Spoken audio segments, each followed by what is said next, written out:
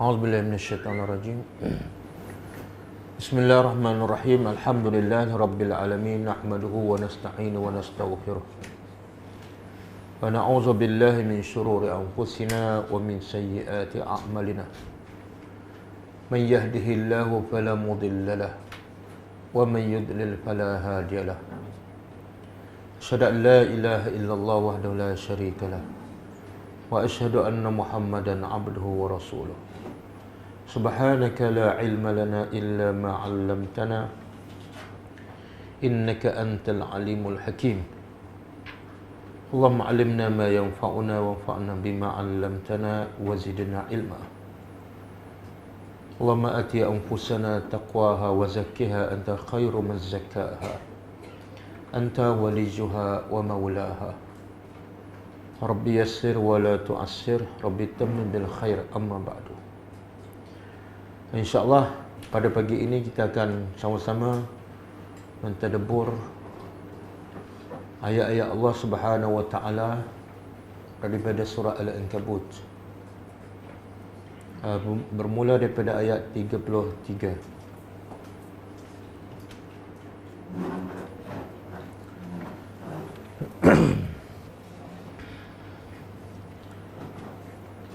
Sebelum kita mula ayat 33, cuba tengok ayat sebelumnya.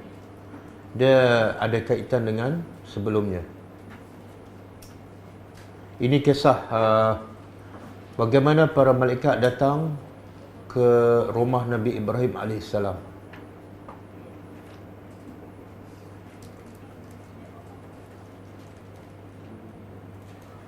Daripada ayat 31, cuba kita tengok.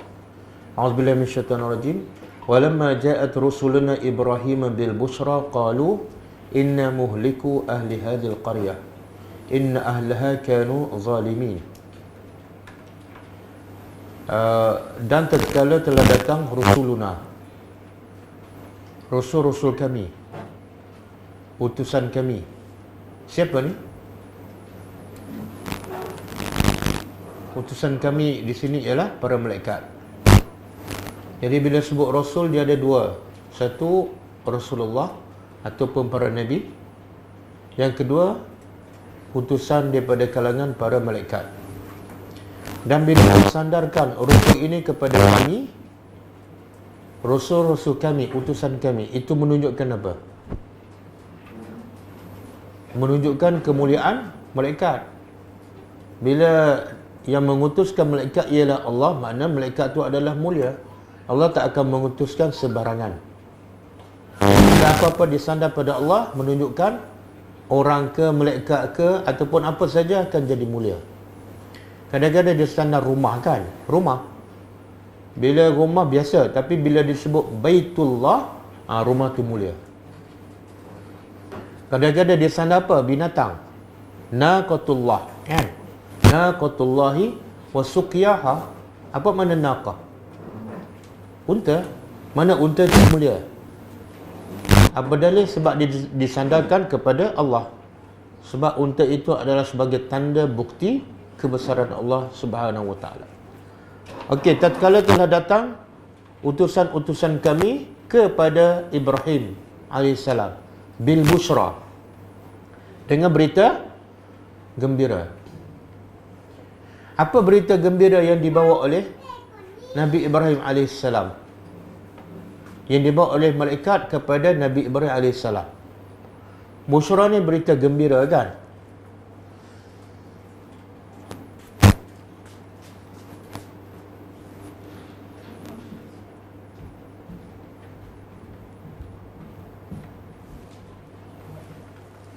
Bising sikit.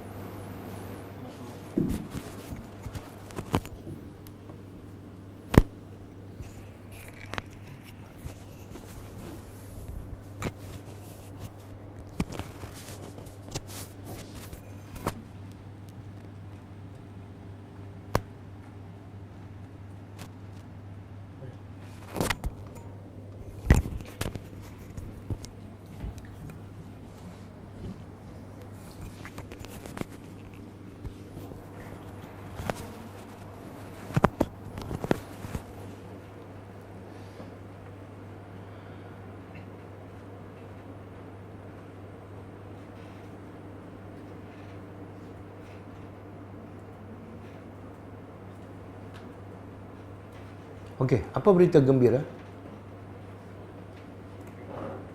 Bila berita gembira dan dibawa oleh daripada Allah,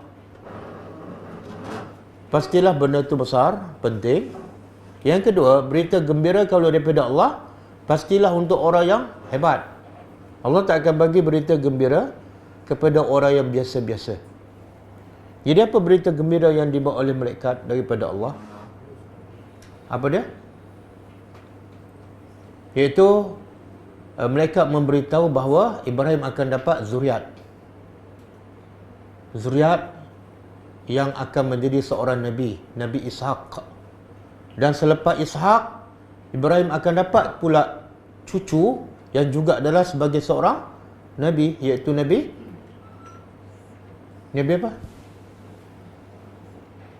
Anak kepada Ishaq, Yaqub.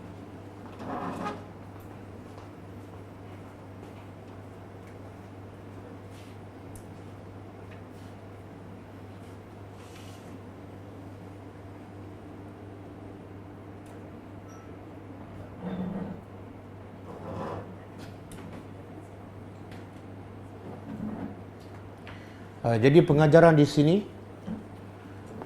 sini, berita yang menggembirakan orang beriman ialah apa dia? Kita sekarang, apa yang bila kita dapat, kita gembira? Kita ada apa yang menggembirakan kita? Apa dia? Dapat apa? Terus senyum. Suka. Oh, duit. Orang kafir dapat duit suka tak? Jadi apa beza kita dengan orang kafir? Sama-sama suka dengan duit. Jadi apa beza?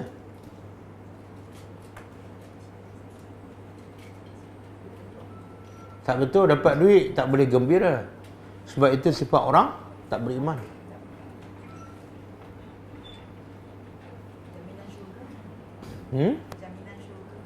Tapi siapa nak jamin? Siapa nak jamin? Dapat ilmu apa ni? Ilmu agama banyak kan? Kadang-kadang dia rasa ilmu agama, padahal bukan agama pun. Bukan daripada Nabi, bukan daripada Quran. Dia perasan kan? Jadi kalau ikut Ibrahim ni, berita gembira yang Allah bawa pada Ibrahim ialah zuriat. Yang zuriat itu adalah Nabi. Maknanya anak yang akan berkhidmat untuk agama Allah. Itu berita gembira. Berita gembira bagi orang beriman ialah zuriatnya akan berkhidmat untuk agama Allah. Dan kita ingat tak mak kepada Maryam ataupun isteri kepada Imran, bila dia mengandung, dia bernazar kan? Apa nazar mak Maryam?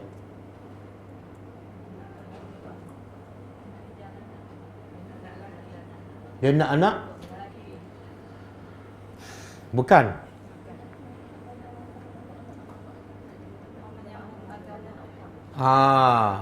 Dia kata, ini nazartu ma fi batni. Ini nazartu laka ma fi batni muharraran. Wahai Tuhan, aku bernazar kepada engkau apa yang dalam perut aku, iaitu dia akan menjadi muharraran. Dia orang yang merdeka daripada nafsu, yang hanya berkhidmat untuk agama engkau. Tengok, orang yang beriman. Dia bukan anaknya jadi apa? Doktor, arkitek, menteri. Tak. Orang yang berkhidmat untuk agama. Dan itulah sebenar berita gembira. Kadang-kadang kita tak rasa ni, tapi kita akan rasa satu hari. Lebih-lebih lagi bila kita mati. Betul tak? Bila kita mati, kita nak sangat anak kita berdoa dan buat apa amal soleh. Tak mungkin dia berdoa, dia beramal soleh kalau dia tak faham agama. Boleh. Jadi kalau setakat anak jadi doktor, bagus. Tapi kalau anak jadi berkhidmat untuk agama, lagi hebat. Itulah berita gembira kepada ibu bapa. Jadi tukarlah cita-cita kita. Daripada nak jadikan anak doktor, apa lagi, angkasawan. Jadilah pendakwah, insya-Allah.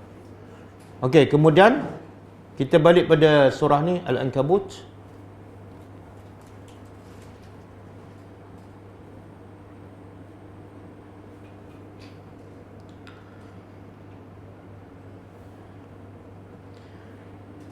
Kemudian kata malaikat pula, inna muhliku ahli hadhil qaryah. Setelah bawa datang berita gembira, malaikat berkata kepada Ibrahim, kami datang ni nak membinasakan penduduk negeri ini. Penduduk mana ni? Negeri kaum Nabi Lut. Kenapa? Maknanya malaikat ni datang ada dua fungsi, dua peranan. Satu, bawa berita gembira kepada Ibrahim. Yang kedua, untuk mengazab kaum Nabi Lut. Sebab apa? Inna ahlaha kanu zalimin. Sebab penduduk negeri ini adalah orang yang zalim. Penduduk negeri ini di mana ni? Negeri kaum Nabi Lut di mana? Siapa pernah pergi? Mesir? Bukan. Jordan ataupun Sadum di Jordan. Yang sekarang orang panggil apa? Laut? Bukan Laut Merah, Laut Mati. Laut Mati. Yang ada orang Malaysia pergi kat sana tenggelam dalam sungai tu untuk merawatkan. Sebenarnya tu salah. Sebab Nabi kata bila pergi tempat kaum yang dibinasa, Nabi kata jangan masuk kecuali dalam keadaan kamu sedih dan menangis. Kalau tak boleh sedih dan menangis, jangan pergi, jangan masuk. Bila pergi juga dalam keadaan gembira, berdosa. Okey. Kemudian ayat 32. Sebelum kita tadabbur ayat 33. Bila malaikat berkata kepada Ibrahim, kami nak binasakan kaum penduduk ni, penduduk negeri ini, kata Ibrahim, inna fiha Lutan. Sesungguhnya penduduk negeri itu ada seorang nabi yang bernama Lut. Kemudian kata malaikat, mereka berkata, nahnu a'lamu, kami lebih tahu, biman fiha, siapa yang ada di negeri yang kami nak binasa, kami lebih tahu. Kemudian kata malaikat, kenapa Ibrahim pesan kepada malaikat, negeri yang kamu nak binasa ada Nabi Lut? Kenapa Nabi Ibrahim pesan? Apa dia? Itulah nilai ukhuwah antara orang yang beriman. Bila nak dibinasa dia sebut, ada orang soleh, ada saudara aku kat situ. Bila kita kata nak binasa, eloklah. Mana kita tak sayang pada saudara kita. Aku dah tunggu lama nak datang.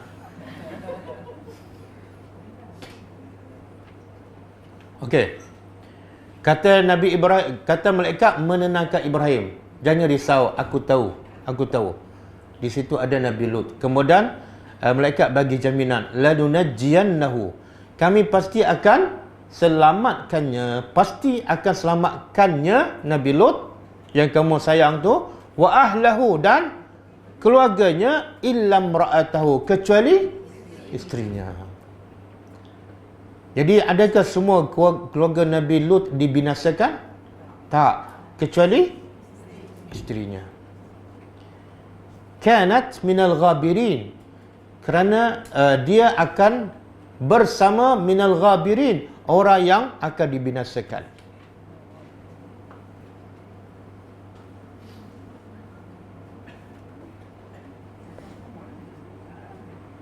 Boleh?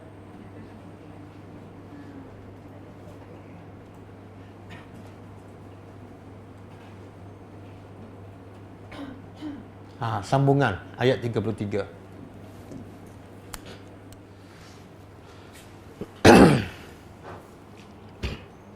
A'udzubillahi minasyaitonirrajim.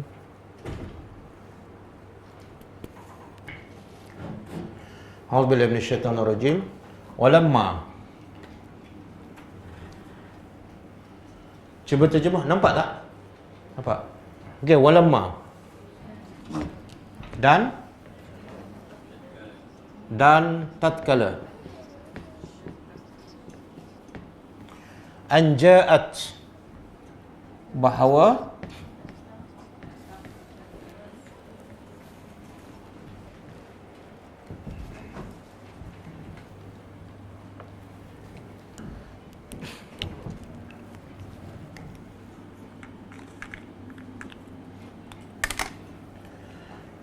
ja'at telah datang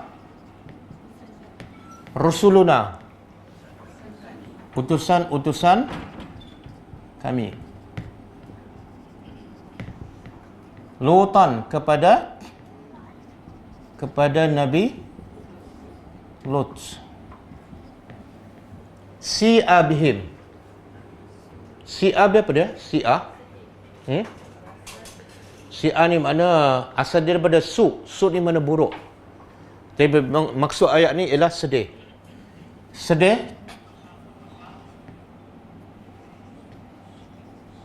Telah sedih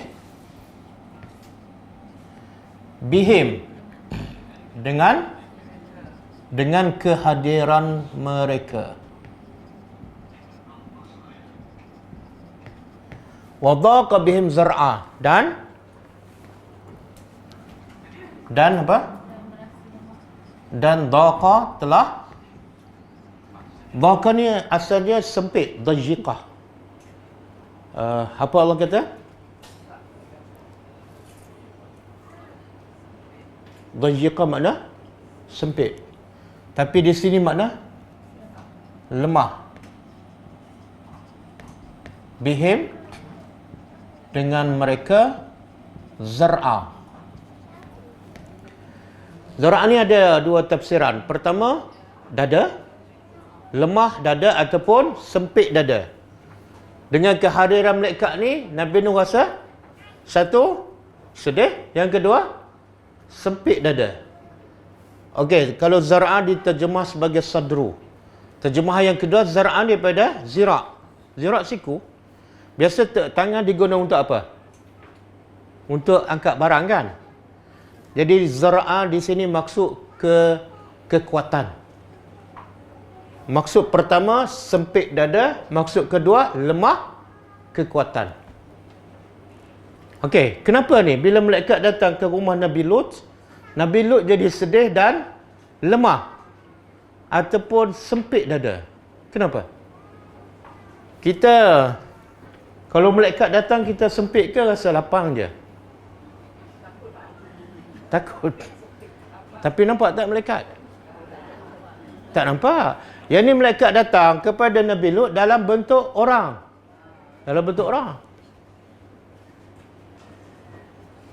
Kenapa? Sebab Allah jadikan malaikat ni rupa dia handsome.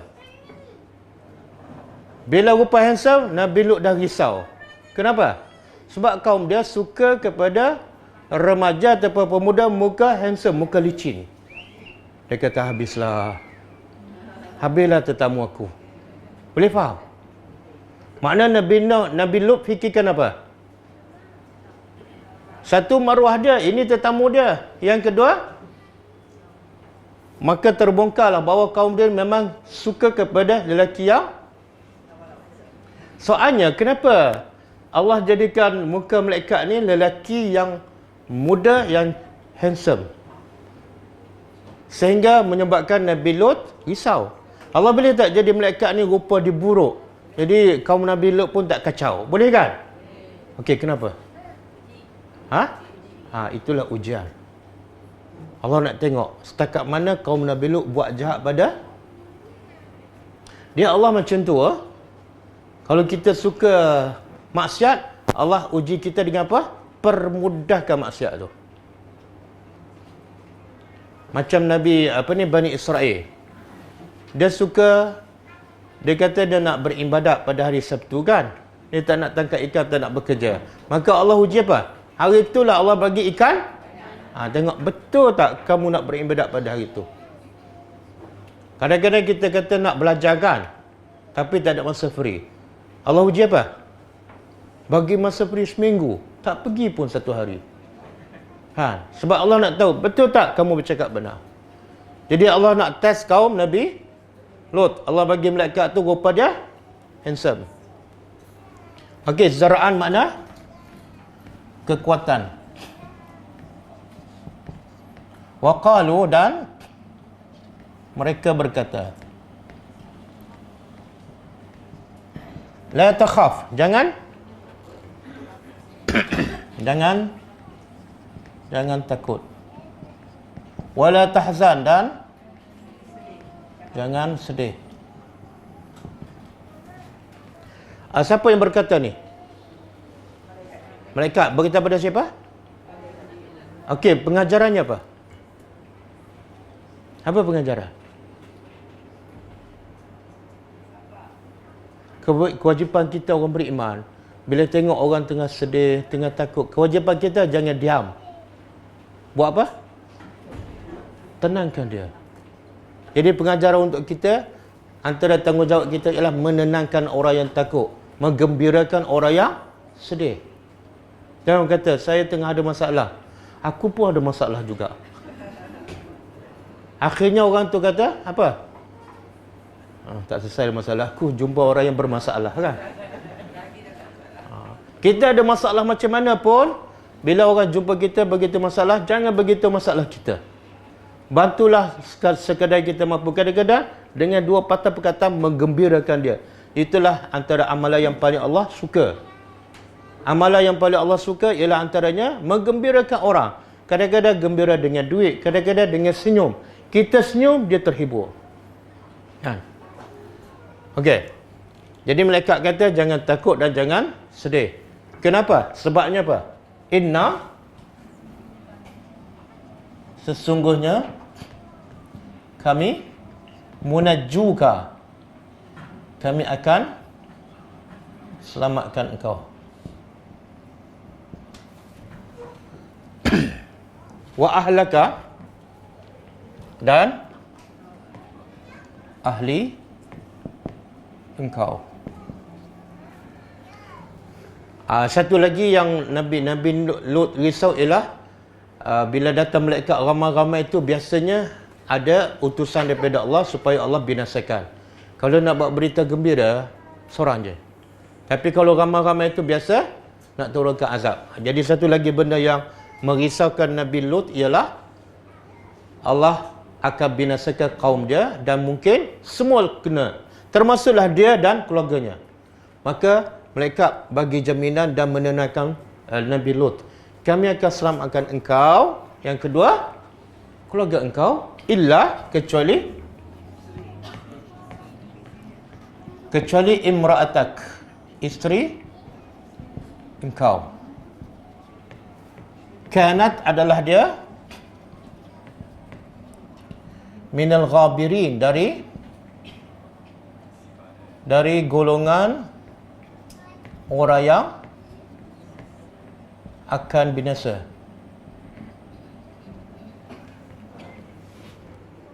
Okey.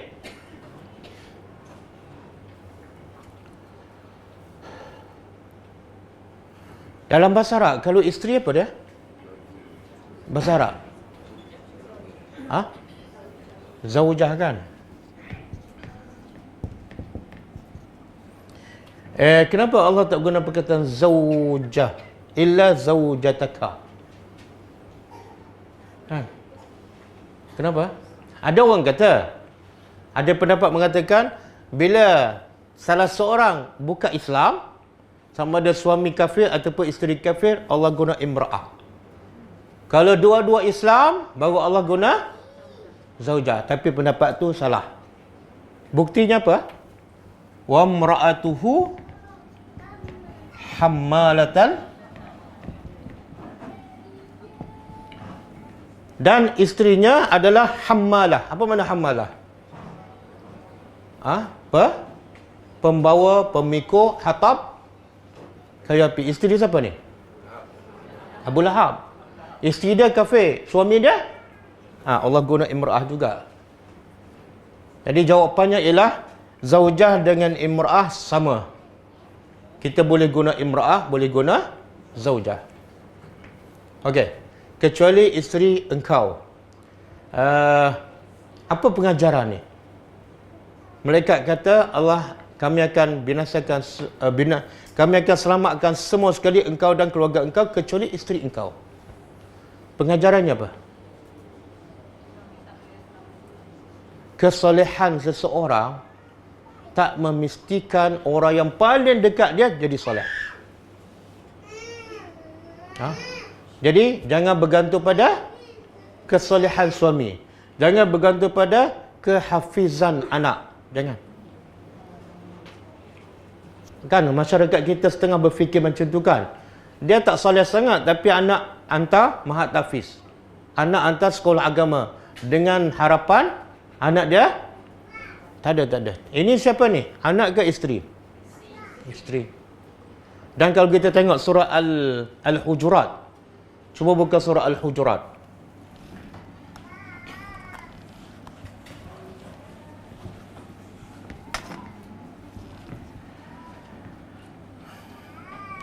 Daraballahu masalan. Kita tengok ayat berapa? 10 ke sebelah. Sebelum akhir. Daraballahu masalan imra'ata daraballahu masalan lillazina kafaru.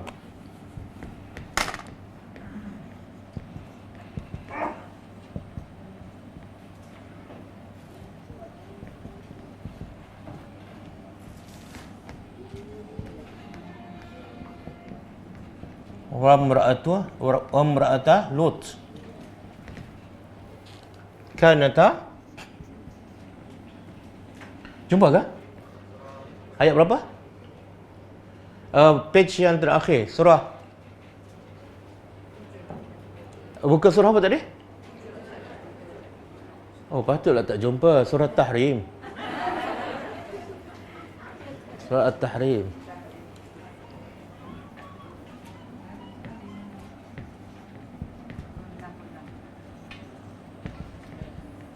Kanata tahta abdaini min ibadina salihaini.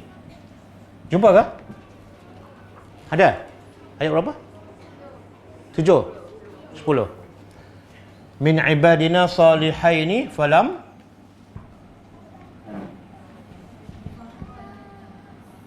fakhanata.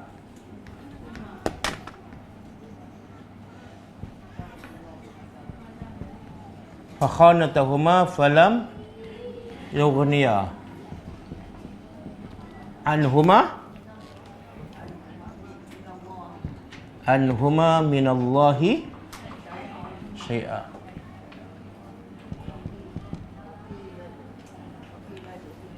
Wa qila udkhula wa qila nar ma'ad-dakhilin. Okey, cuba terjemah. Daraballahu masalan. Allah buat contoh perumpamaan. Jadi bila Allah buat contoh ni sebenarnya untuk siapa? Untuk kita lah. Dan contoh ni berlaku pada lillazina kafaru, orang kafir. Apa dia? Contohnya ialah imra'atan Nuh, isteri Nabi Nuh. Wa imra'atan Lut, dan isteri Lut. Kanata apa dia? Adalah kedua-duanya tahta. Tahta apa dia? Di bawah. Ni di bawah, bukan jauh. Di bawah jagaan abdaini, dua hamba min ibadina, daripada hamba-hamba kami yang soleh. Jadi isteri ni bukan duduk kat kampung, suami duduk kat meranda, tak. Isteri duduk dengan suami. Dan suami pula soleh. Berapa jam satu hari isteri Nabi Lut dan Nabi Nuh duduk bersama suaminya? Sepenuh masa 24 jam. Berapa lama? Bertahun-tahun. Tapi adakah dengan sebab duduk bawah seorang Nabi, isterinya kena tempias kesolehan suami? Tak. Kemudian Allah kata apa? Fakhanata. Bahkan bukan setakat Isteri kedua-dua tu tak soleh tapi khanata. Apa makna khanata? Khan dia daripada khana. Kalau seorang khana. Kalau seorang perempuan khanat. Kalau dua orang perempuan khanata. Dua-dua mengkhianati. Kan? Jadi khan khianat. Siapa nama yang ada di hujung dia Khan, jaga-jaga. Khan, Shahrukh Khan, Salman Khan kan. Sebab dalam bahasa Arab makna dia khianat. Okey, kedua-dua khianat. Khianat kepada siapa? Kedua-dua berkhianat kepada huma, suami yang soleh. Bukan setakat tak soleh, khianat lagi. Sebab itulah bila malaikat datang rumah Nabi Lut, kaum Nabi Lut datang rumah Nabi Lut. Untuk apa? Untuk buat kerja jahat dengan malaikat yang handsome ni.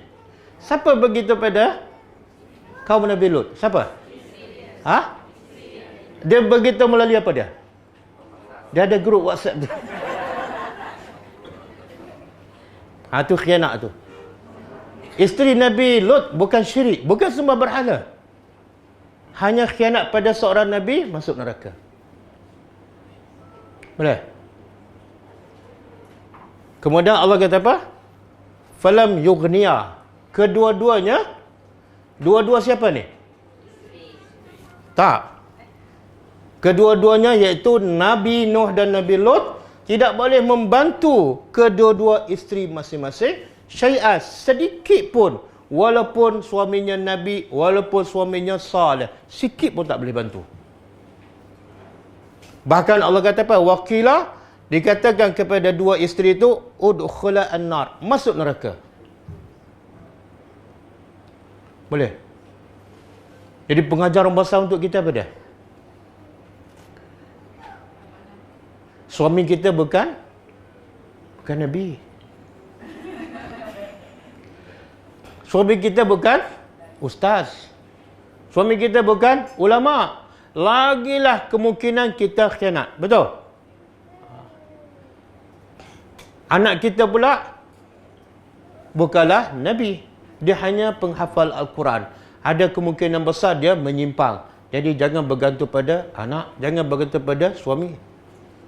Dan kita sendiri, kan?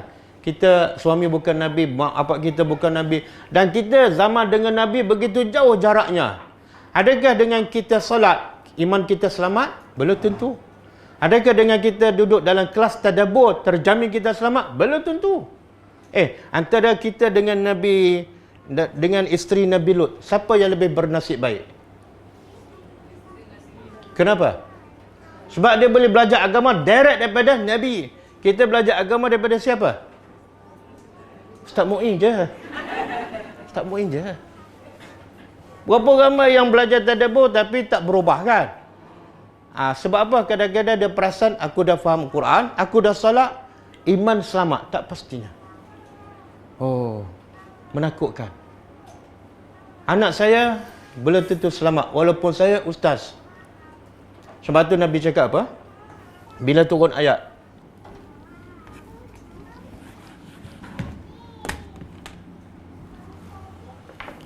wa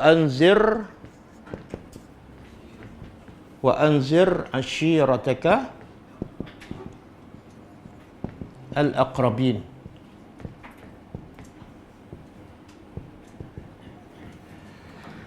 Turun ayat Allah perintah pada Nabi, wa anzir, berilah peringatan ashirataka, keluarga engkau al-aqrabi, yang paling dekat. Perintah wajib. Lepas turun ayat ni Nabi panggil Bani Manaf, Bani Hashim. Apa kata Nabi? Anqizu anfusakum minan nar. Selamatkan diri kamu daripada neraka. Kamu sendiri selamat. Dan last kali Nabi kata pada, ya Fatimah, wahai Fatimah, anqizi nafsaki minan nar. Wahai Fatimah, selamatkan diri kamu daripada neraka. Fala amliku minallahi syai'a. Aku tak ada kuasa langsung nak selamatkan engkau. Walaupun aku Nabi, walaupun aku bapa kamu, kamu sendiri kena selamatkan. Kan? Jadi kalau kita bukan bapa kita bukan Nabi, suami pun bukan Nabi, apa yang boleh selamatkan kita? Apa dia? Yelah, betul lah, Allah akan selamatkan kita, tapi bersyarat. Keimanan kita berasaskan apa? Keimanan kita berasaskan kefahaman kita, setakat mana kita faham ayat Allah, setakat mana kita amalkan. Jadi kalau tak faham Al-Quran, tak amalkan ajar Al-Quran, agak-agak kita selamat tak? Salatlah sampai keluar air mata darah pun, tak mungkin kita selamat. Itu yang maksud Nabi kepada anaknya, selamatkan diri kamu. Apa dah? Berimanlah kepada Allah Ta'ala, perintah Allah. Engkau sendiri menentukan ke neraka ataupun ke syurga. Cuba bayangkan berapa ramai anak kita kan, leka tak faham Quran, tak ikut ajaran Al-Quran. Solat pun susahkan, tapi kita duk galakkan dia kejar dunia. Okey? Kita sambung.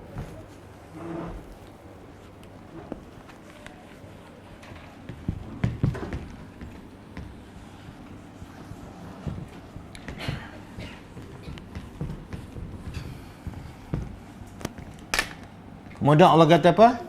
Inna sesungguhnya kami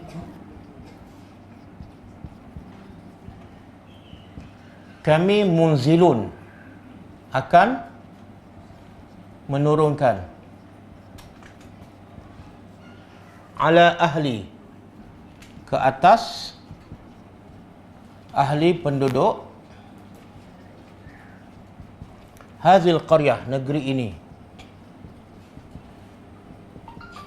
Negeri apa ni? Sedum. Sedum.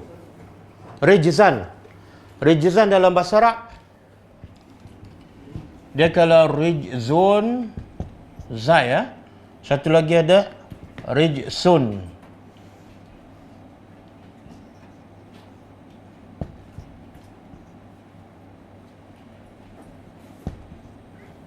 Beza zai dengan sin. Kalau rijzun macam dalam ayat ni, makna dia azab.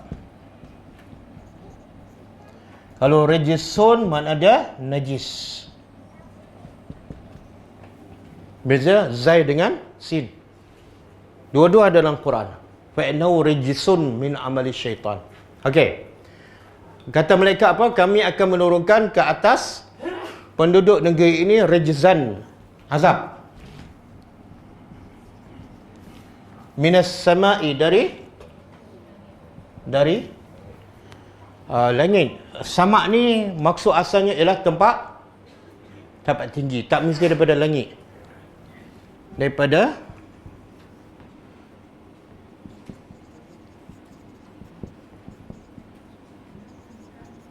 bima kanu, disebabkan apa yang adalah mereka fasik. Semalam kita dah bagi tahu kan apa makna fasik. Fasik terbagi pada berapa? Dua. Pertama, fasik besar. Contoh, bila orang tu dapat fasik besar, dikatakan fasik yang besar. Bila dia buat sesuatu yang terkeluar daripada agama, contoh syirik pada Allah, sembah berhala. Yang kedua, fasik yang kecil. Contoh dia buat apa tu, tapi tak terkeluar daripada Islam. Buka aurat. Dia dua je. Satu buat dosa besar, yang kedua buat dosa kecil, berterusan. Dia fasik. Ada ulama pendapat mengatakan kalau bukan musim PKP lah, dia tak pergi salat jemaah di masjid bagi lelaki, itu fasik. Ada pendapat mengatakan kadang-kadang benda ni kita terlepas pandang kan. Cukur janggut kan, itu sunnah Nabi. Kalau dia selalu cukur, boleh jadi fasik. Sebab dosa kecil tapi berterusan. Okey. Jadi fasik di sini apa maksud ni? Fasik yang mana ni? Allah turunkan azab kepada kaum Nabi Lut Sebab mereka fasik. Fasik besar ke fasik kecil? Yang besar. Okey? Macam mana ni? Allah turunkan azab kepada kaum Nabi Lut. Dan isteri dia pun diazab. Nabi Lut selamat. Mereka duduk satu rumah. Macam mana tu? Azab menimpa. Duduk satu rumah. Seorang selamat. Seorang tak selamat. Yang lain selamat. Sedangkan duduk dalam satu rumah. Macam mana? Apa dia? Ada tak rumah kita roboh, semua mati, kita seorang selamat? Ada kan? Okey, dan apa pernah berlaku kat mana? Ya ke? Okey, sebenarnya Allah dah ceritakan, tapi kita pun dah baca tapi kita tak faham. Cuba buka surah Al-Hijr ayat 65.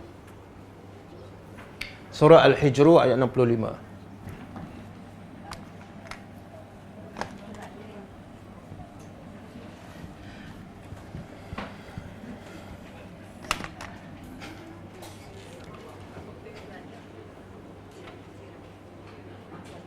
Surah Al-Hijr ayat 65. Fa asri bi ahlika biqit'in min al-laili wattabi' apa dia?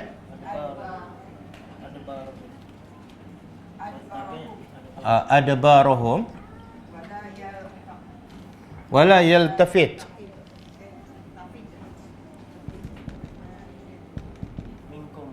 minkum ahadun wamdu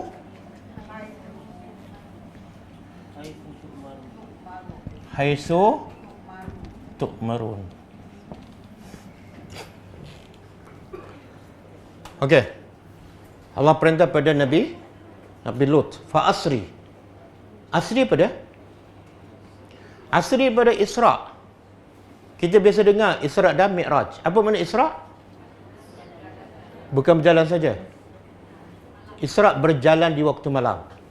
Isra mana? Berjalan di waktu malam. Okey. Jadi fa asri Allah kata, berjalanlah kamu, keluar kamu berjalan di waktu malam bi ahlika dengan keluarga kamu, kecuali yang ni. Keluarga kamu kecuali isteri kamu. Keluar bila? Waktu malam. Biqit'in minal lail, di sebahagian malam. Kemudian wattabi' adbarahum, ikutlah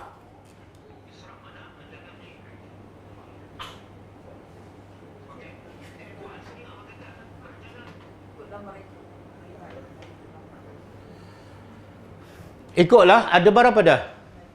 Belakang mereka. Wala yaltafit, dan Allah kata, yang tadi Allah kata perintah berjalan keluar waktu malam. Yang ni Allah larang. Apa larangan? Jangan ahadun, seorang pun daripada kalangan kamu, yaltafit, bila berjalan jangan pandang belakang. Biasa dengar tak? Jangan pandang belakang. Apa tu?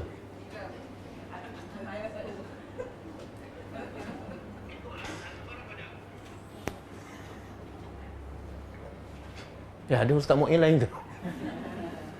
Jangan seorang pun pandang belakang. Kemudian wamdu, terus berjalan haitsu, mengikut apa yang kamu diperintah. Kenapa? Satu, Allah kata keluar malam. Yang kedua, bila dah keluar jangan pandang belakang. Kenapa? Sebab waktu azab turun tepat pada waktu. Kadang-kadang kamu pandang belakang, kamu berhenti, mungkin kamu pun akan kena azab. Bila berjalan keluar, terus jalan. Kalau tertinggal telefon pun jangan ambil. Terus jalan. Sebab waktu azab tepat. Lepas, inilah cara Allah mengazab kaum Nabi Lut, termasuk isteri dia. Tapi Nabi Lut selamat, walaupun duduk satu rumah. Kenapa? Sebelum turun azab, Allah dah perintah keluar. Boleh? Jadi kalau kita lah diberitahu kamu akan diselamatkan, kecuali isteri kamu je tak selamat, macam mana perasaan kita? Ha? Tapi yang bercakap itu Allah. Oh, tak jadi sedih. Patut tak kita sedih? Ya ke? Kalau kita sedih makna macam kita tak setuju apa yang Allah buat. Allah, bila Allah buat, betul tak? Adil tak? Kalau dah betul dah adil, kenapa nak sedih?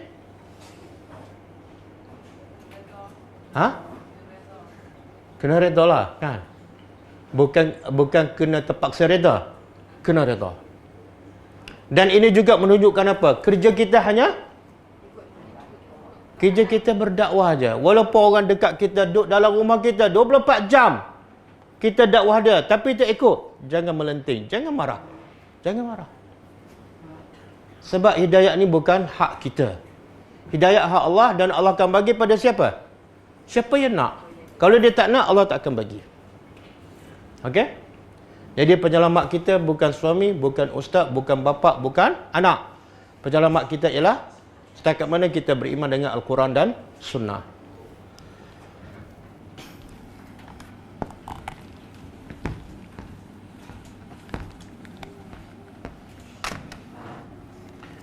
Dan Allah sebut detail lah dalam surah Al-Hijr, bagaimana kaum dia setelah malaikat datang ke rumah Nabi Lut, isteri dia bagi hantar berita, datang rumah aku ada pemuda-pemuda yang handsome, muka licin datang. Bila pemuda datang, kaum Nabi Lut datang, dia buat apa? Dia nak berliwat dengan malaikat. Di mana? Di rumah Nabi. Rumah Nabi. Okey tak? Biadab tak? Kalau kita buat macam itulah, orang datang rumah ustaz, lepas tu dia buat maksiat rumah ustaz, kita nak buat apa dengan orang ni? Kita buat apa? Halau? Tapi Nabi Lut tak halau. Kita lebih kejam daripada Nabi Lut.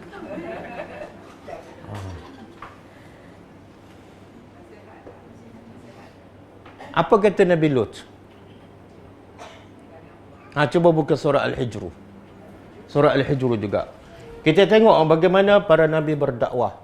Walaupun kepada orang yang sangat-sangat biadab. Nak buat maksiat dalam rumah Nabi. Tadi ayat berapa? 65 kan? Selepas ayat 65.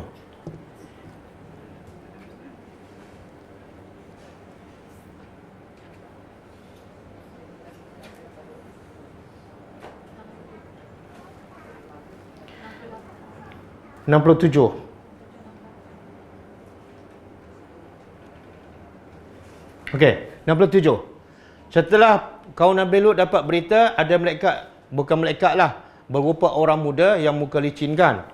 Maka wajaa ahlul Madinah yastabshirun. Datanglah penduduk bandar. Inilah kaum Nabi Lut. Datang dalam keadaan gembira. Kenapa? Apa menggembirakan mereka? Tetamu yang muka cantik. Kemudian masuk rumah Nabi Lut. Ayat 68. Qala, apa kata Nabi Lut? Dia tak halau. Dia pendakwah bukan penghalau. Inna haula'i dhaifi. Kata Nabi Lut, ni lelaki yang muka handsome ni, dia dhaifi, tetamu aku. Fala tafdahuni, jangan kamu memalukan aku, jangan buat benda yang mengaibkan aku. Ada nasihat tak? Ada unsur nasihat tak? Kemudian wattaqullah, takutlah pada Allah, wala takhuzuni, bertakwalah pada Allah. Ada tak unsur nasihat? Dan jangan engkau menghina aku sebagai seorang nabi. Apa kata kaum Nabi Lut? Qalu awalam nanhaka 'anil alamin. Kaum Nabi Lut jawab balik, bukankah aku dah larang engkau 'anil alamin, daripada aku dah bagi warning pada engkau, kata kaum Nabi Lut, Jangan bawa orang luar ke sini. Aku dah bagi warning. Kamu bawa juga. Nasib. Boleh faham? Kemudian Nabi Lut halau tak? Tak halau lagi, nasihat lagi. Ayat 71. Qala, kata Nabi Lut, haula'i banati. Mereka itu adalah ni, yang di luar tu banati. Banati apa makna? Anak-anak perempuanku. In kuntum fa'ilin. Kalau betul kamu nak lepaskan nafsu, ada anak perempuan, kahwinlah. Kan? Bukan haram, bukan tak boleh. Kenapa nak cari sesama sejenis? Maksud anak perempuan ni siapa? Ada kemungkinan tak Nabi Lut tawarkan anak perempuannya kepada peliwat? Habis anak perempuan siapa? Maksud dalam tafsir mengatakan iaitu kaum dia, anak-anak perempuan daripada kaum dia, maka dia anggap sebagai anak-anaknya. Sekarang bila Nabi Nuh larang jangan liwat, Nabi Lut bagi tu alternatif. Itu dakwah. Jangan buat kerja ni. Habis nak buat apa? Ikut suka kamu lah. Tak boleh. Dakwah kena, bila larang ada alternatif, solusi. Kemudian la umruka innahum lafi saqratihim. Kamu barulah bahasa Nabi Lut tegas sikit. Demi umur engkau, sesungguhnya mereka itu, kata Allah, demi umur engkau Nabi Lut, mereka tu dalam sakrah. Sakrah apa dah? Mabuk dan kebingungan sebab tak tahu kebenaran. Kemudian masa tu fa akhazathum sayhah musyrikin. Masa tu datanglah azab daripada langit. Jadi pengajaran yang kita dapat ambil apa dia? Dia kaum Nabi Lut ni sekarang dia panggil apa? LGBT kan? Pernah tak LGBT datang rumah kita? Kenapa makcik suka pula? Pernah tak LGBT datang rumah kita? Tak. Pernah tak kita cari mereka berdakwah? Tak. Pernah tak LGBT biadab dengan kita? Tak. Biasa tak kita maki dia orang? Oh, tak ada juga. Tapi ramai tak orang maki LGBT? LGBT tak datang rumah mereka, tak buat maksiat depan rumah mereka, dan tak biadab pun pada mereka. Tapi ramai tak orang maki mereka? Betul tak cara tu? Ini lagi dahsyat kan? Nak buat maksiat di mana ni? Dalam rumah Nabi. Tapi Nabi Lut tetap berdakwah. Boleh faham? Kita baca Quran, tapi cara kita berlawanan dengan cara Al-Quran. Okey? Nanti dia kata, Ustaz Mu'in penyokong LGBT. Fitnah. Bukan penyokong LGBT. Penyokong berdakwah kepada semua. Kemudian Allah kata apa? Walaqad, dan pasti sesungguhnya tarakna, kami biarkan ataupun kami tinggalkan minha, darinya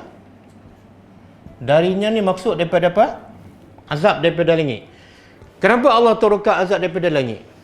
Allah boleh tak nak turunkan azab daripada bumi? Boleh kan? Macam macam Qarun. Kenapa daripada langit? Beza tu azab daripada bumi dengan azab daripada langit. Bezanya ialah kalau azab daripada langit lagi menyeksakan sebab datang daripada tempat yang tinggi. Yang kedua lagi meluas. Kalau bumi ni kalau kena kat situ dia susah nak merebak kan. Tapi kalau atas daripada langit dia akan meluas. Jadi azab daripada langit sebenarnya lebih dahsyat daripada bawah. Macam mana Allah azabkan kaum Nabi Lut? Macam mana? Allah terbalikkan bumi daripada bawah ke ada dalil? Ada dalil? Mana? Ayat berapa? Ayat berapa?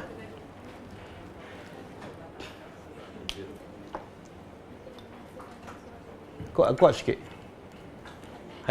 Ayat berapa? Ha?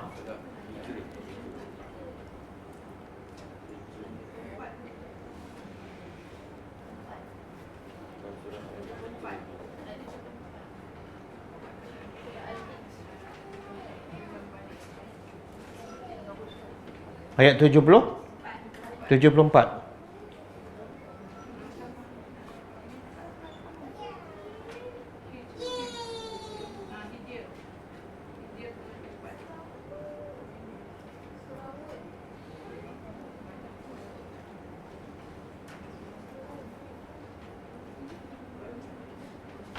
Cuba perhati surah Al-Hijr ayat 74. Allah kata apa?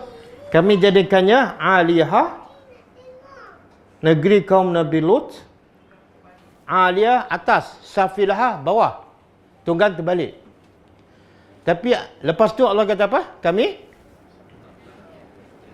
turunkan, hujankan dengan okey. Cuba fikir logik. Bila dah terbalikkan, Allah turun, ada faedah tak Allah turunkan batu? Ada faedah tak? Bila dah terbalik, kaum semua duduk kat bawah kan? Jadi ada faedah tak lagi tak hujan dengan batu? Sebenarnya dalil yang jelas yang menunjukkan Allah terbalikkan yang bawah duduk atas tidak ada. Ini ayat ni hanya menunjukkan Allah jadikan mereka tunggang terbalik. Sebab tu Allah balingkan batu. Kena siapa? Kaum. Mana kaum tu dekat mana? Kat atas. Cuma keadaan mereka tunggang terbalik. Sebenarnya tidak ada dalil yang paling jelas yang menunjukkan Allah terbalikkan daripada bawah ke atas. Okey? Jadi azab yang Allah turunkan ni sebenarnya apa dia? Yang ni Allah turunkan daripada langit. Apa dia? Batu. Batu itu yang azab yang sebenarnya. Okey.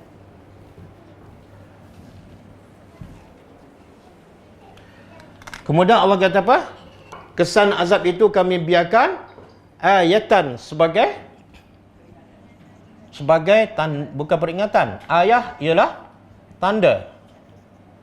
Bajinah, tanda kebesaran Allah. Bajinah yang jelas.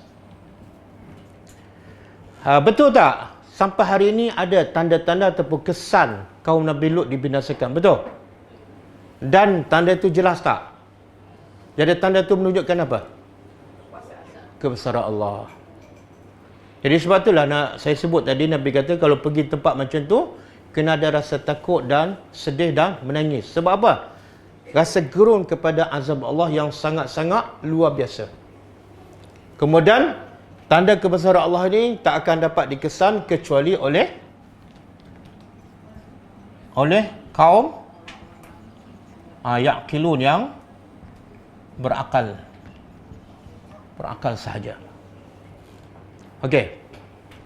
Jadi kalau kita pergi ke mana-mana tak berfikir, kita tak akan dapat pengajaran.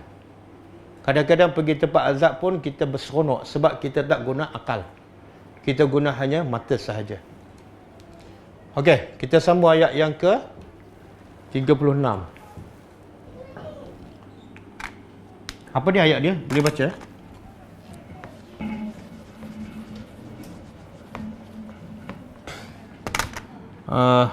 Ataupun supaya jimat masa, boleh tengok Quran masing-masing. Boleh?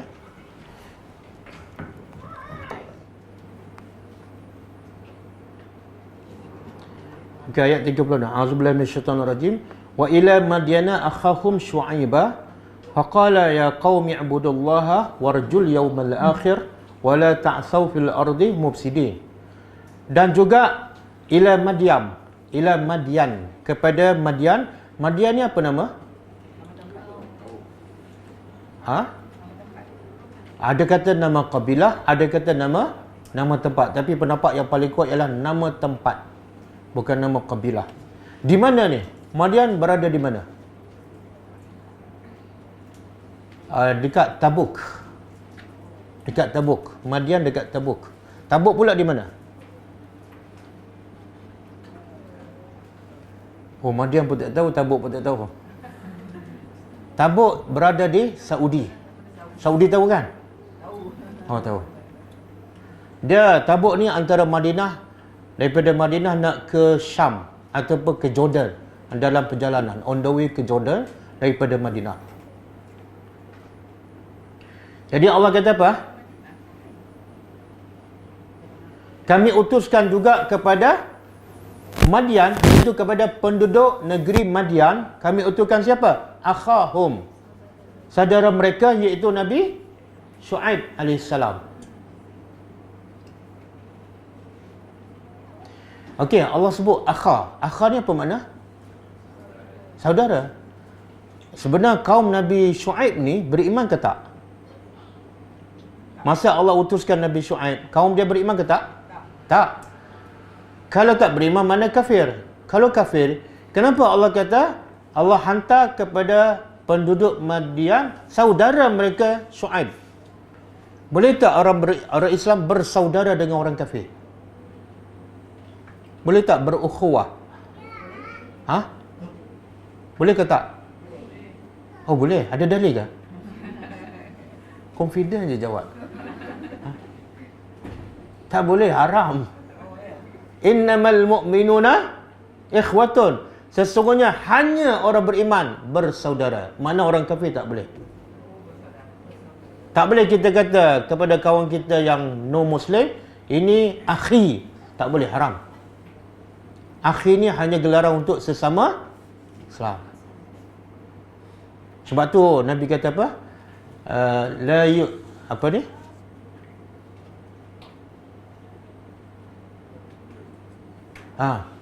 Al-ghibah. Bila Nabi tanya sahabat, apa makna al-ghibah, mengumpat? Sahabat kita, kami tak tahu. Nabi kata, zikruka akhaka. Iaitu kamu sebut tentang akhaka, saudara engkau, apa yang dia tak suka. Jadi mengumpat ada dua syarat. Pertama, cerita pasal saudara kita, iaitu yang seagama. Yang kedua, yang dia tak suka. Jadi kalau kita mengumpat orang kafir, boleh tak? Ha? Boleh. Berdosa ke tak?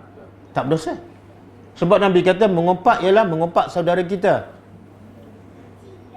Tapi bila mengumpat orang kafir, ada faedah tak? Baik berzikir. Baik berzikir. Ha. Kita kata apalah, perut buncit borai kan. Tapi dia bukan Islam. Tak berdosa, tapi tak ada faedah. Orang Islam pula, wallazina hum anil lagwi mu'ridun. Orang beriman sentiasa menjauhkan daripada perbuatan lara, sia-sia. Okey.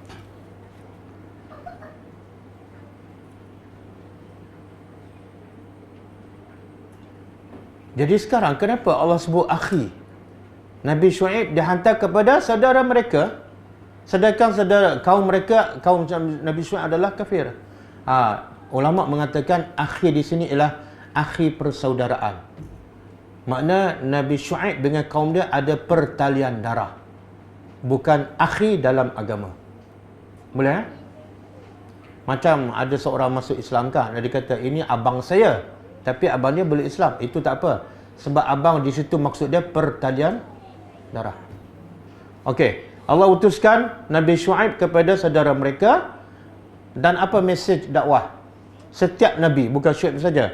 Qal, dia berkata, ya qaumi, wahai kaum aku, ubudullah, sembahlah Allah, warju al-yawmal akhir, dan haraplah pada hari akhirat.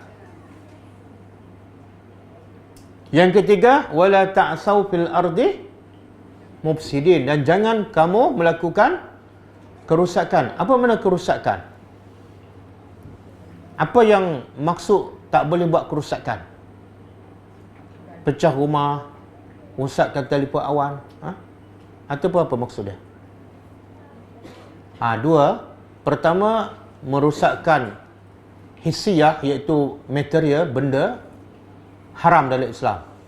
Kita pecahkan rumah orang, pecahkan telefon. Nabi kata, kami dilarang idha'atul mal, mengsia-siakan harta. Jadi semua bentuk pembaziran termasuk melakukan kerusakan.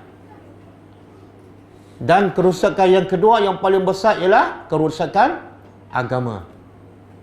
Jangan buat kerusakan, apa dah? Jangan buat maksiat. Itu kerusakan. Dan itu lebih dahsyat daripada Kita ambil telefon, kita baling, dengan kita mengumpat. Yang mana lebih besar kerusakannya? Mengumpat.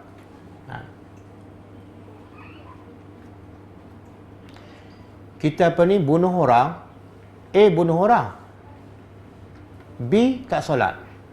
Yang mana lebih besar kerusakan? B, kan? Dosa yang paling besar selepas syirik pada Allah dan derhaka pada mak bapak ialah tinggal solat. Tinggal solat lebih besar daripada mencuri, merompak, membunuh, berzina, minum arak. Solat lebih besar meninggalkan solat. Tapi antara orang tinggal solat dengan minum arak, yang mana menjadi berita besar? Contohlah anak dia ada 2 orang. Seorang tak solat, seorang lagi solat tapi minum arak. Mak bapak marah yang mana? Kan? Yang tak solat dia tak marah kan? Baik je dengar cakap emak. Sebenarnya ini yang paling besar dosa ni. Sebab dia tinggal rukun Islam. Boleh. Jadi melakukan kerusakan 2. Satu, dari segi kebendaan, material. Yang kedua, semua yang merosakkan agama, maksiat ke, syirik ke, semua kerusakan. Jadi mesej semua para nabi dan juga semua para pendakwah 3. Satu, sembah Allah. Yang kedua, warju al-yawmal akhir, haraplah. Kenapa disertakan sembah Allah dengan mengharapkan hari akhirat? Kenapa? Apa kaitan antara 2 tu?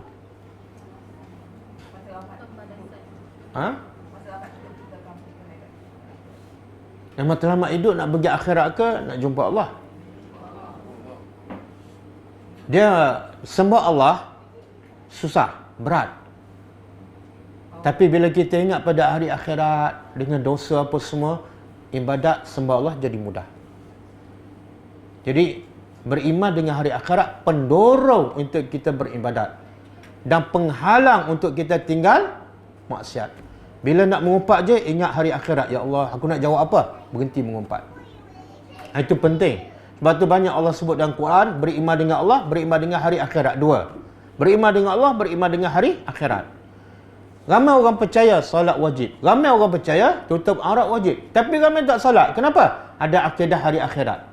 Lemah. Betul kan? Ramai orang solat tapi mengumpat juga. Kenapa? Sebab akidah yakin pada hari akhirat tak kuat. Dan inilah antara 2 benda yang Nabi tekan selama dakwah di Mekah di peringkat awal. Beriman dengan Allah, sembah Allah dengan beriman dengan hari akhirat. Semua dosa yang dilakukan puncanya tak berapa yakin dengan hari akhirat. Kemudian yang ketiga, mesej dakwah para nabi ialah jangan buat maksiat. Maknanya kalau buat ibadat saja kemudian maksiat pun buat, sia-sia. Sia-sia. Dia mesti 2. Satu, buat perintah Allah. Yang kedua, tinggal larangan. Betul kan? Sebab tu bila Allah cipta Adam sebenarnya untuk di bumi ke untuk di syurga? Allah cipta Adam asalnya tujuannya untuk apa? Di bumi ke di syurga? Di syurga? Ada dalil? Allah kata apa? Wa iz qala rabbuka lil malaikati inni ja'ilun fil ardi khalifah. Allah kata pada mereka, kami nak cipta manusia di atas muka bumi sebagai. Jadi tujuan asal Allah cipta Adam ialah di.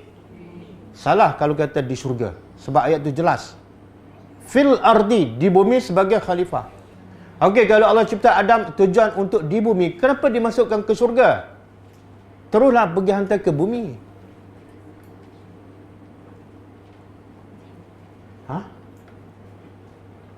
Kenapa hujah masuk syurga?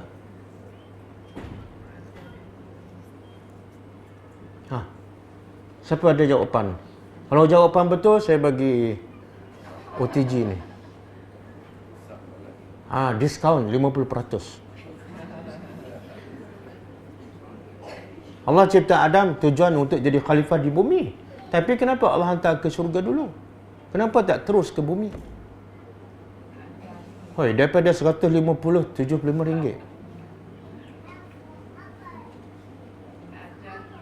Apa dia? Menikmati keindahan surga dulu.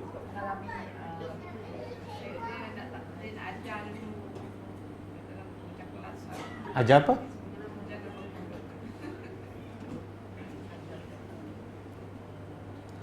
Sebab itulah salah kalau orang kata Adam dihantar ke bumi sebab dia buat salah dalam syurga. Sebab dia buat salah Allah hantar ke bumi, salah tu. Sebab Allah beritahu awal-awal lagi Allah cipta manusia untuk di bumi. Cuma kenapa proses dihantar ke syurga terlebih dahulu?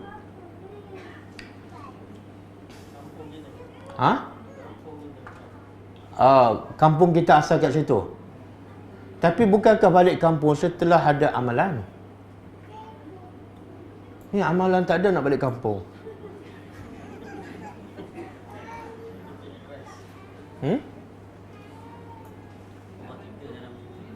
Allah cipta Adam? Oh, Allah cipta Adam dalam syurga. Betul ke?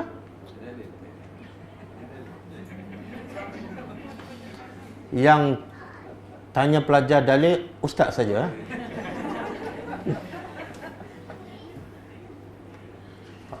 Tak, sebenarnya Allah cipta Adam di luar syurga ke dalam syurga?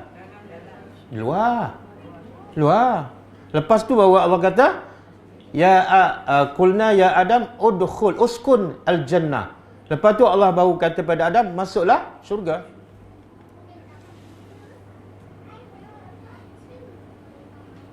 Okey, ada jawapan?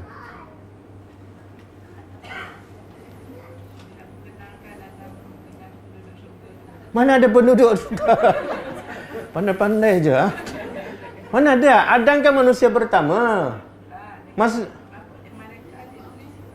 Malaikat mana duduk dalam syurga? Malaikat penghuni syurga ke? Bukan. Malaikat tak akan masuk syurga sampai bila-bila. Yang akan masuk syurga dua jenis makhluk sahaja, manusia dan jin. Malaikat hanya sebagai penjaga syurga. Okey, kita sambung, nanti kita jawab. Sebenarnya Allah nak bagi tahu, sebenarnya Allah masukkan Adam ke syurga. Allah nak bagi tahu inilah tempat aku cipta kamu. Tujuan sebenar manusia nak ke syurga. Jadi Allah nak bagi nampak Adam nikmat dalam syurga supaya apa? Bila turun ke bumi nampak syurga, turun ke bumi nampak syurga. Sebagai jelas matlamatnya. Dan Adam dah rasa nikmat dalam syurga. Satu. Yang kedua, Allah nak latih Adam, tugas kamu di bumi ialah satu, ikut perintah Allah. Apa dia? Masuk syurga. Kemudian makan apa yang ada dalam syurga. Itu perintah. Yang kedua, Allah nak latih Adam, bila turun ke bumi ada satu lagi perintah. Apa dia? Jangan. Satu buat, satu buat apa dia? Masuk dan makan apa saja kamu nak. Larang apa dia? Jangan dekati pokok. Kemudian bila bersalah, bertaubat. Okey, dah selesai latihan. Keluar. PLKN. Simple je perintah Allah. Satu, buat yang Allah perintah. Yang kedua, jangan buat yang Allah larang. Bila tersilap, bertaubat. Simple je. Inilah. Okey. Tapi kebanyakan manusia, termasuklah orang Islam, tak faham apa tujuan dia ada kat dunia. Dia ingat tujuannya untuk masuk universiti. Lepas tu dia puluh habis-habis, tapi tak sembah Allah. Lepas masuk universiti, dia ingat tujuan apa dah? Nak bekerja, nak hidup senang. Akhirnya dia tak beribadat pada Allah. Sebab tak faham tujuan asal dia diciptakan. Betul lah, kita ada kat bumi ini sebagai latihan. Tapi sebenarnya tempat asal kita ialah di syurga. Okey, mungkin kita kata, Ustaz, saya tak nampak syurga macam Adam nampak. Tapi Allah cerita detail tak syurga dalam Quran? Ya Allah, detail. Kalau kita baca dalam Quran, macam kita duduk dalam syurga. Tapi kita tak baca ataupun baca tak faham. Dan masuk pula dalam kepala kita, dunia. Betul tak? Jadi sembah Allah tak masuk. Okey. Kita sambung. Jadi kata Nabi Syuaib kepada kaum dia, sembahlah Allah. Yang kedua, takutlah pada hari akhirat, takutlah pada azab, haraplah pada ganjaran pahala dan syurga. Yang ketiga, jangan buat kerosakan, jangan buat maksiat. Bila buat maksiat terus bertaubat. Tapi apa respon kaum dia? Ayat 37. Fakazzabuhu. Lalu mereka mendustakan Nabi Syuaib. Bila mereka mendustakan sunnatullah, ketetapan Allah, peraturan Allah, apa dia? Fa akhazathumur rajfah. Lalu rajfah ni apa? Ada mengatakan zalzalah. Gegaran. Goncangan. Ada mengatakan sayhah. Teriakan, pekikan. Jadi Allah nak binasakan kaum yang hebat, yang kuat ni, Allah tak perlukan bala tentera yang hebat, yang kuat, yang ramai. Hanya perlukan suara, hanya perlukan angin, hanya perlukan air. Sebab apa? Sebab Allah tu hebat. Jadi bila mendustakan sunnatullah, Allah binasakan mereka. Fa asbahu fi darihim. Lalu mereka, kaum Nabi Syuaib menjadi fi darihim, di negeri mereka. Jasimin. Apa makna jasimin? Apa dia? Tak, jasimin bukan mayat saja. Jasimin ni melutut. Melutut dan mati. Mati dalam keadaan melutut. Satu penghinaan. Dia tak sebut situ melutut.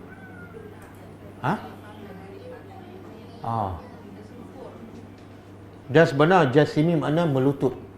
Mati dalam keadaan melutut. Lepas tu mungkin bergelimpangan.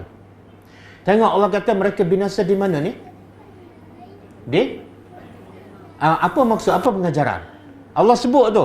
Allah boleh dia cakap mereka mati bergelimpangan. Tapi Allah tambah mati di apa maksud dia? Apa pengajaran?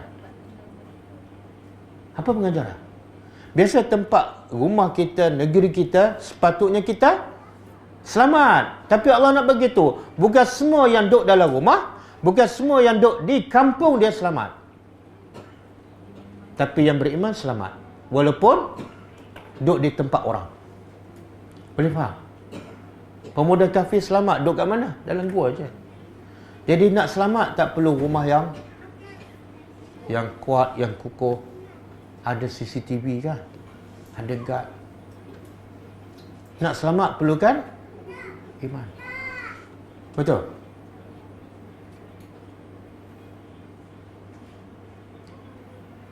Okey. Bila Allah kata seorang Nabi, utusan Allah, mengajak kaum dia benda yang baik kan? Bukan sembah dia, sembah Allah. Bagus tak? Baik tak untuk kaum dia? Tapi apa sikap kaum dia? Mendustakan. Pengajarannya apa? Ini seorang Nabi ni. Seorang Nabi didustakan, dibohongi oleh siapa? Makna pengajarannya? Kalau kita berdakwah pada saudara mara kita, dia kata kita bohong. Relax. Relax lah. Siapa kita? Nabi ke? Sedih je. Kenapa? Sepupu saya mati saya. Ya Allah. Betul tak?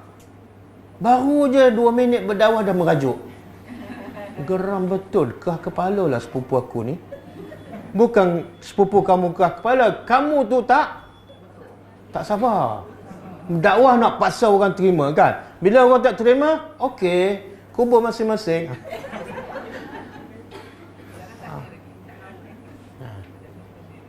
Kalau kita tengok dakwah Nabi Nuh kan, lagi dahsyat. 900. Dan apa sikap, apa kaum dia buat masa Nabi Nuh berdakwah?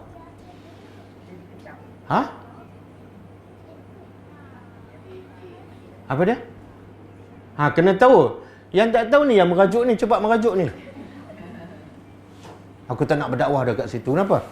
Memang kerah kepala buat tu. Apa kaum Nabi Nuh buat? Dalam tempoh 950 tahun. Bila Nabi Nuh berdakwah, apa kaum dia buat?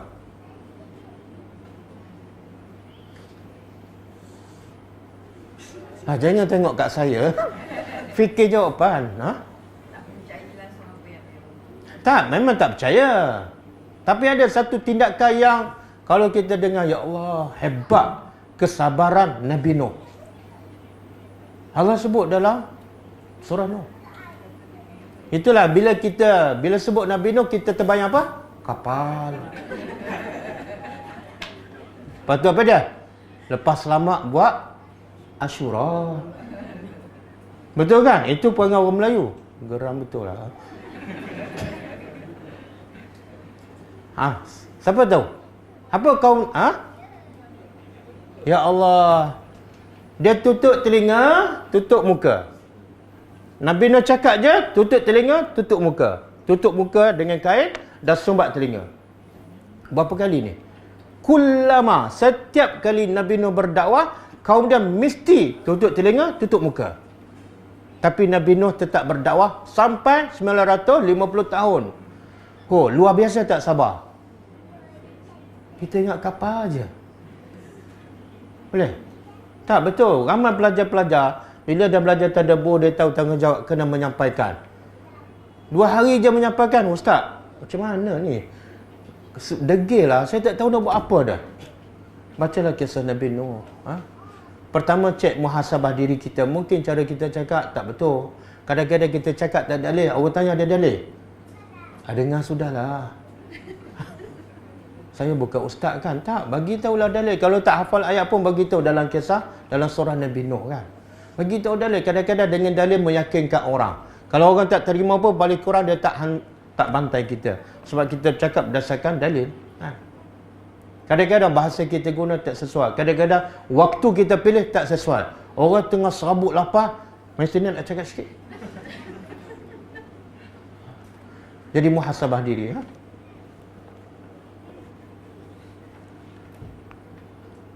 Okey, lalu kaumnya mendustakan Nabi.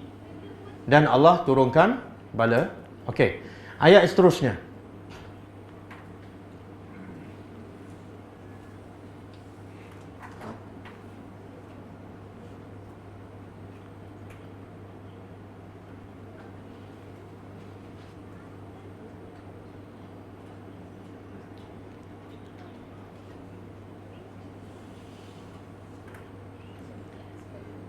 Ayat 38. Okey. 10:30. Berhenti rehat ke berhenti terus? Oh, berhenti rehat 10 minit. Okey. Kita berhenti rehat 10 minit boleh? Dia ada pilihan nak berhenti rehat ke nak berhenti terus? Oh, rehat je. 10 minit. Ada minum? Sila minum di luar.